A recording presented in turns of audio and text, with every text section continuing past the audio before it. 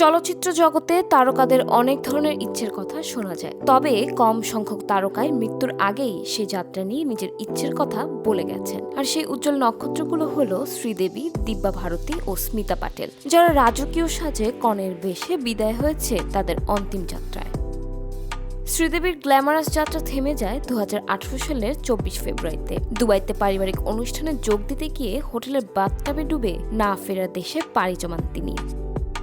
তবে মৃত্যুর আগেই তিনি বলে গিয়েছিলেন তাকে যেন বধূর বেশে বিদায় করা হয়। ঠিক সেইভাবেই শাড়ি, গয়না, টিপ আর সিঁদুর দিয়ে গ্ল্যামারাস ভাবে তাকে বিদায় করা হয়। এছাড়াও রাষ্ট্রীয় মর্যাদায় তার দেহ ভারতীয় পতাকায় মুড়িয়ে শেষকৃত্য সম্পন্ন করা হয়েছে। শ্রীদেবীর মতো চলচ্চিত্র জগতের আরেক উজ্জ্বল নক্ষত্র হলেন দিব্যা ভারতী, যিনি মাত্র 16 বছর বয়সে অভিনয় শুরু করে দ্রুত বলিউডের অন্যতম জনপ্রিয় তারকা হয়ে ওঠেন। তবে 1993 সালে মাত্র 19 বছর বয়সে নিজ বাসার বারান্দা থেকে পড়ে গিয়ে মৃত্যু হয় তার। কিন্তু এরপর লাল শাড়ি ও সোনার গয়নায় বিয়ের সাজে বধূরূপে বিদায় করা হয় দিব্যাকে।